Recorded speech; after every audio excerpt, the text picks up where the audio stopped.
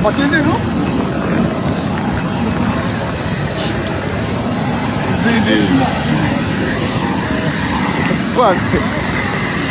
Emmanuel d'aller Tongo.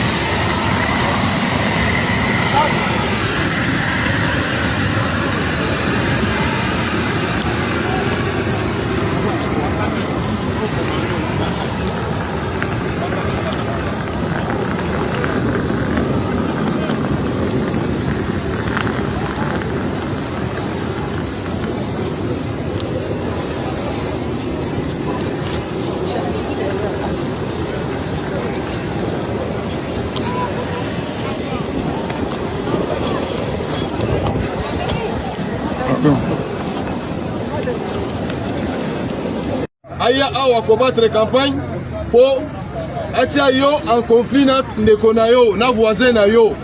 Toza biso yo so ba congolais. Eza boite? Mutu oyo akoya koyebisa bino makambo ya buzoba pona ba intérêt na ye atiki bana na poto bazotanga ba classe ya kitoko kuna. Aya ko suka o bana batu musu bakufa. Bondima yango te. Merci. Toyokani? Ngoye. Oza na commissaire provincial la police. Oza na commandant Yewana Bomonie.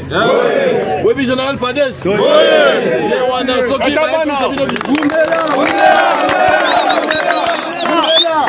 Webi commandant bataillon Mutaï Sabino Biloko Buzo Bateo Rwandais. Rwandais azana Rwanda. Ou azan Congolais. Bomonie on a le beau qu'on a yao. Botala. Batbazo qui c'est ça Rwandais. Po bango babunda. Babunda contre Barwandais, Baboya makama Barwandais na tangu ya RCD, boye bi RCD te? Oui.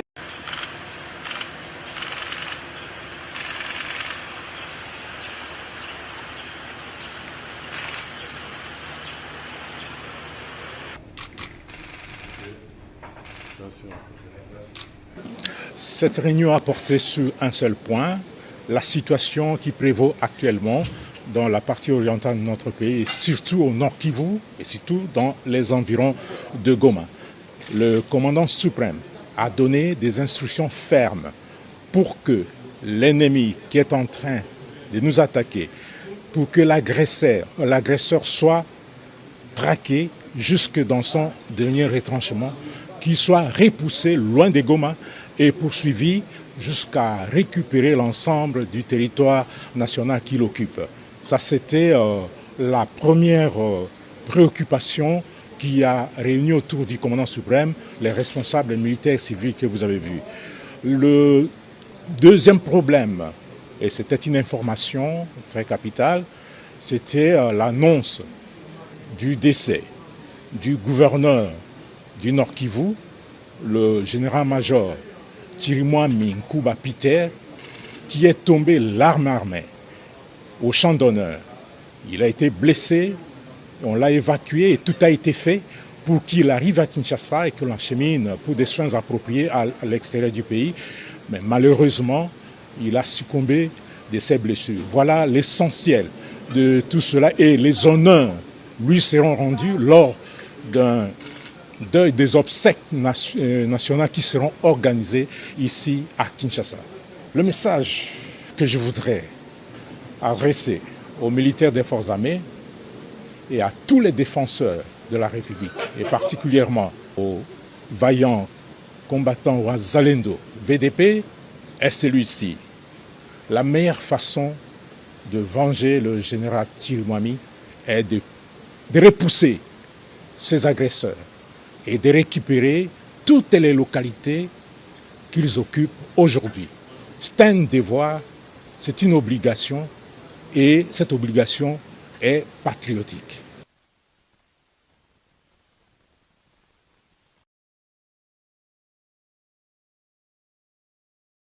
Une condamnation à mort est une sentence que notre Parlement ne peut pas accepter. Mais n'oublions pas que la République démocratique du Congo est un État souverain avec une justice souveraine. Et concernant cette tentative de coup d'État, la RDC a dû faire face à une atteinte grave commise à l'encontre de ses institutions démocratiques. De plus, M. Wando est condamné en première instance et vient de faire appel. Donc la justice congolaise n'a pas encore rendu son verdict définitif. Alors franchement, pourquoi ce Parlement se précipite-t-il pour s'ingérer dans une affaire judiciaire qui ne relève en rien de sa compétence?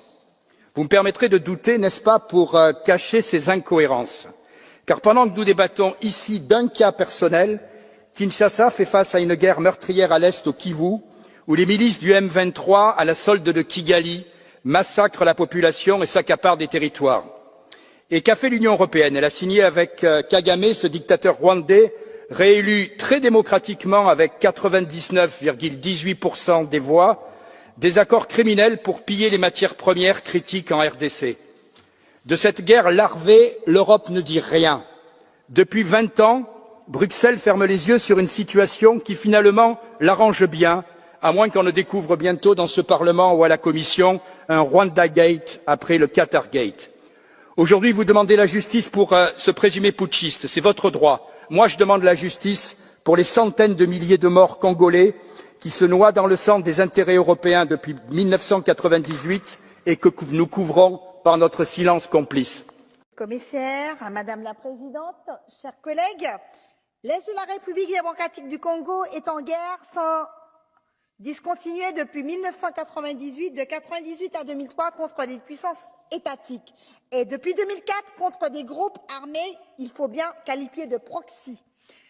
Le bilan de ces 25 ans de conflit est terrible. 10 à 12 millions de morts, 7 millions de déplacés, mais aucune couverture médiatique et encore moins d'indignation morale de la communauté internationale. Tout le monde s'en fout. Le monde regarde ailleurs, la République démocratique du Congo est abandonnée à son sort. Pourtant, nous avons qui est l'agresseur, c'est le Rwanda qui soutient activement, voire suscite des groupes armés. Nous avons aussi pourquoi, c'est pour s'approprier les richesses minières du Congo qui sont ensuite commercialisées et se retrouvent dans nos appareils électroniques comme les portables. Mes chers collègues, dans la mesure où les responsabilités des uns et des autres sont bien établies, pourquoi n'agissons-nous pas? Pourquoi nous ne faisons pas? La Russie, depuis 2014, n'est pas fait pour le Rwanda.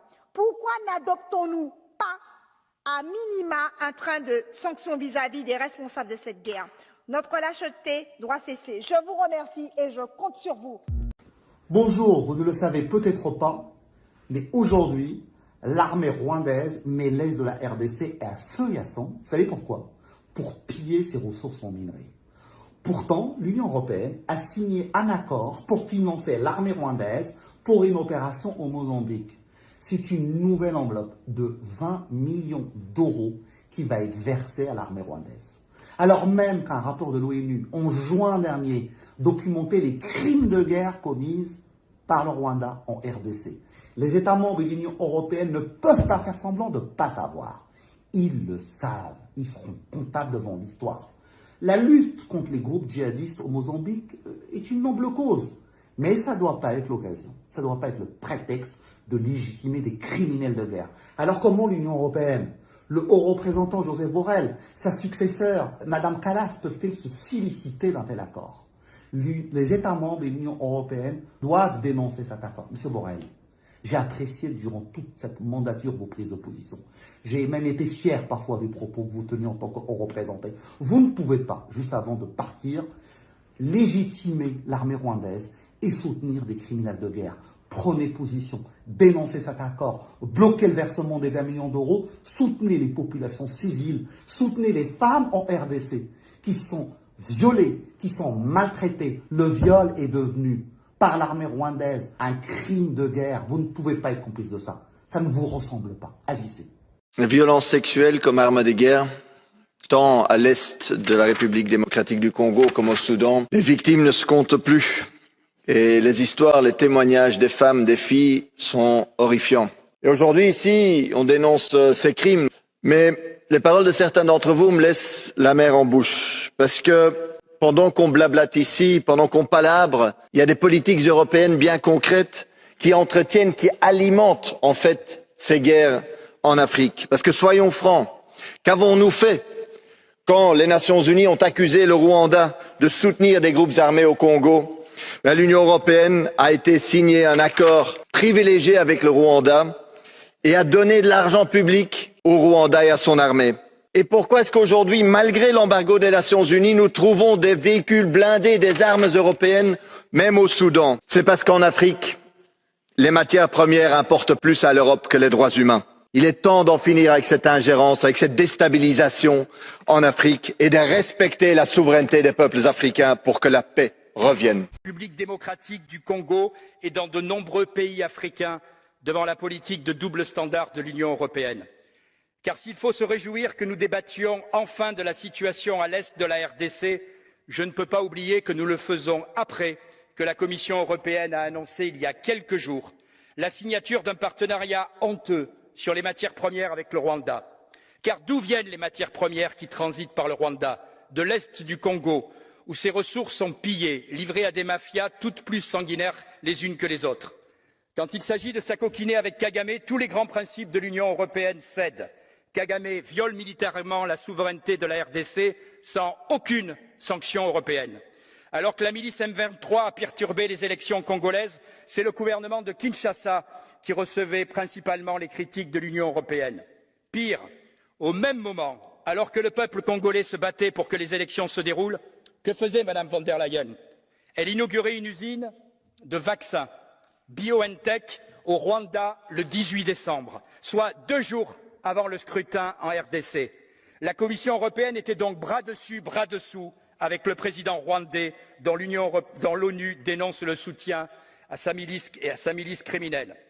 Cela a été évidemment ressenti comme une provocation méprisante par nos amis congolais. Alors qu'attendons-nous pour condamner le vrai responsable? Qu'attendons-nous pour condamner le Rwanda? Qu'attendons-nous pour sanctionner Paul Kagame? La Commission a passé un accord avec le Rwanda pour nous fournir des matériaux dont le Rwanda ne dispose pas. Et du coup, l'armée rwandaise va en RDC chercher ces matériaux-là, ces matières premières. Le prix de ça, monsieur le commissaire, c'est des violations du droit humain. Le prix de ça, c'est des crimes de guerre commis par l'armée rwandaise. Le prix de ça, c'est des enfants soldats qui sont utilisés. Monsieur le commissaire, est-ce qu'on va enfin relier les valeurs aux pratiques? Est-ce que vous allez arrêter cet accord avec le Rwanda? Est-ce que vous allez chercher un autre type d'accord avec le Rwanda? Est-ce que enfin vous allez reconnaître que le prix de notre autonomie stratégique, ça ne peut pas être la violation des droits de l'homme, ça ne peut pas être la complicité dans les crimes de guerre? Honourable member, thank you for your question. However, the pieces of information I have available are basically saying something different. Rwanda is one of our most prominent partners in Africa. We are developing here a lot of successful projects. If there is a case of the violation of human rights or other things, I will have a look on it and I will respond back to you. But basically, this is my level of information is not as dramatic as you told me now. So I'm not able to react immediately because basically when it comes to projects in Rwanda, I think this is one of the good cooperations we have in Africa. Merci, collègue Thérèse. La parole est à collègue Marianne. Vigilance pour les entreprises européennes. Le Parlement européen discutera cette semaine d'un texte pour lutter contre le travail forcé. Et dans le même temps, en Afrique, beaucoup accusent l'Union européenne d'hypocrisie. Ainsi, la signature d'un accord avec le Rwanda pour un partenariat sur les métaux rares soulève les pires inquiétudes. Le 22 février dernier, l'annonce de cet accord a provoqué la réaction du président de la République de RDC, Félix Tshisekedi, qui a déclaré, je le cite, « C'est comme si l'Union européenne nous faisait la guerre par procuration ». Et il ajoutait d'ailleurs, « Quand vous achetez un produit chez un reseller, vous êtes vous-même coupable du vol ». Aucun observateur international sérieux n'explique que le soutien du Rwanda aux milices qui ravagent l'est du Congo autrement que par son appétit pour les ressources minières de cette région. Il convient donc que ce Parlement interpelle au plus vite la Commission européenne pour qu'elle s'engage enfin à ne pas alimenter l'un des pires conflits au monde en soutenant le régime de Kigali qui viole et pille le Congo en toute impunité.